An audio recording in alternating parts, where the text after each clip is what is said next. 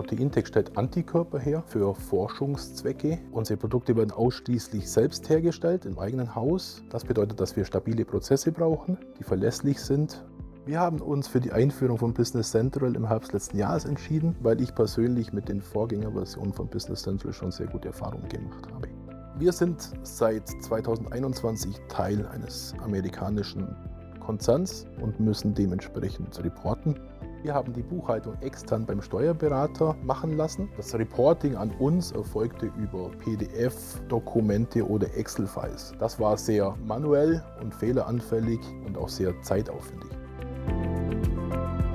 Wir haben uns dann für die Implementierung mit BC2Go entschieden, weil das für uns die effektivste, schnellste und kostengünstigste Lösung war.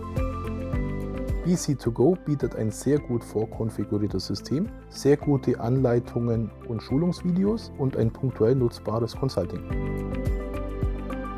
Die größte Herausforderung war das System möglichst rasch einzuführen und dabei auch die Mitarbeiter zu schulen und auf das System zu bringen.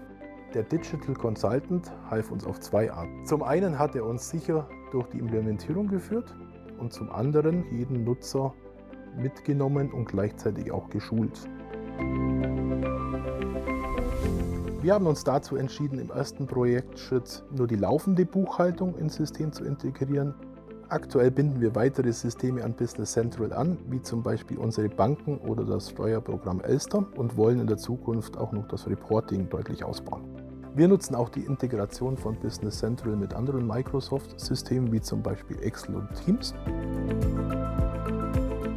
Das Highlight für mich war die schnelle Implementierung und die dabei parallel erfolgte Schulung der Mitarbeiter.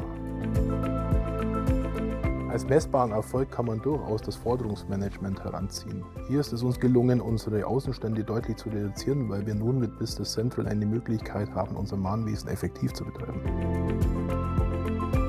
Das Reporting-Package, das wir regelmäßig zur Konzernzentrale liefern, ist dort sehr gut angenommen worden und wird in Teilen nun auch als Best Practice gesehen, um das konzernweit auch auszurollen. Am Team von Cosmo Consult gefällt mir besonders, dass die Ansprechpartner wissen, was dem User wichtig ist und auf die Fragen und Anliegen stets eine gute und kompetente Antwort haben.